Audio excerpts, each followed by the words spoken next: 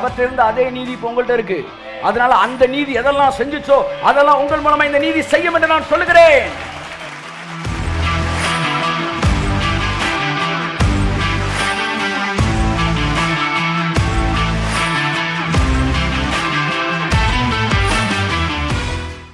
நீதிமான் சிங்கம் மாதிரி இருப்பானா. இப்போ என்னன்னா, இயேசு கிறிஸ்துக்குள்ள தேவ நீதி இருந்துச்சு. அதனால் அவர் போகிற இடம் எல்லாமே கீழ்ப்படிஞ்சிச்சு.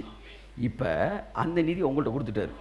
இப்போ நான் உங்களுக்கு சொல்லவா, இயேசுநாதர் இப்போ ஒரு ஆளுக்கு ஜெபிக்க போகிறீங்க, வெளியே போகிறீங்க, இயேசுநாதர் போனாங்க என்ன நடக்குமோ அது நீங்கள் போனால் நடக்கும். ஏன்னா உங்களுக்குள்ளே இருக்கிற நீதி அது. நீங்கள் யாருன்றது கிடையாது. சார், ஒரு போலீஸ்காரர் துப்பாக்கி எடுத்து உங்கள் முன்னாடி நீட்டிக்கிட்டு இருக்கிறாரு, நீ பயப்படுவீங்களா மாட்டிங்களா? பயப்படுவீங்களா மாட்டிங்களா? இல்லை, அதாவது சுட போகிறாரு, இல்லை ஒரு எதிரியே வில்லனே அவனை ஒருத்தன் கையில் துப்பாக்கி எடுத்து அவனை சுட போகிறேன்றான். பயம் வருமா வராதா? அவனுக்கு பயப்படுறீங்களா, துப்பாக்கி பயப்படுறீங்களா?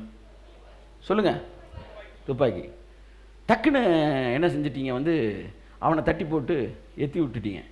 அவன் விழுந்துட்டான், துப்பாக்கியை போட்டான். டக்குன்னு என் பையன் ஒரு 8 வயசு பையன் இருக்கான், அவன் துப்பாக்கி எடுத்துட்டான், எடுத்து முன்னாடி நீட்டுறான். இப்போ பயப்படுறீங்களா மாட்டிங்களா? இப்போவும் பயப்படதான் செய்வீங்க.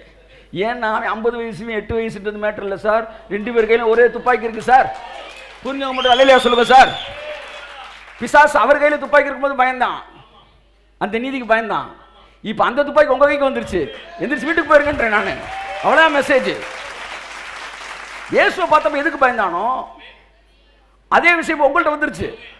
அதனால இப்பவும் வேறு வழி இல்லை, ஹேண்ட்ஸ்அப் பண்ணி தான் ஆகணும். ஏன்னா உங்கள் கையில் இருக்கிறது அவர் கையில் இருந்த துப்பாக்கி, இயேசுவின் கையில் இருந்த அதே துப்பாக்கி இப்போ உங்கள் கையில் இருக்கு.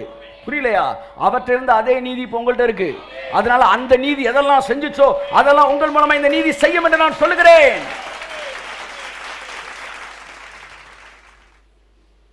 ஆமென் சொல்லுவோம். இந்த நீதி உங்களுக்குள் இருப்பபடியினால் நீங்கள் நீதிமான் என்று அழைக்கப்படுகிறீர்கள்.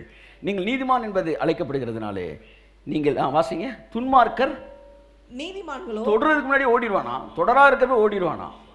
நீதிமான் என்ன செய்வானா, சிங்கத்தை போல. எப்படி எழுதுறாரு பாருங்க, சிங்கத்தை போல தைரியமாய் இருக்கிறார்கள். அவ்வளவுதான். இருக்கணும் இல்ல, இருக்கிறான். எனக்கு அந்த தைரியம் இல்லை சார். ஓ, நீதி என்ன நீங்க பார்க்க ஆரம்பிங்க, உங்களுக்குள்ள தைரியம் தானா வரும். உங்கள் தைரியம், நீங்க நீதிமான் தான், ஆனா முதல்ல நீங்க நீதிமான் புரிஞ்சுக்கிட்டா உங்களுக்கு தைரியம் வந்துடும். அப்ப நீதிமான் என்பதை உணரும் போது வியாதிக்கு எதிராக உங்களுக்கு தைரியம், நரகத்துக்கு எதிரான தைரியம், இந்த உலகத்திற்கு எதிரான தைரியம், மரணத்துக்கு எதிரான தைரியம், வியாதிக்கு எதிரான தைரியம். ஒன்று சொல்லவா, பரலோகத்திற்கு முன்பாக தைரியம்.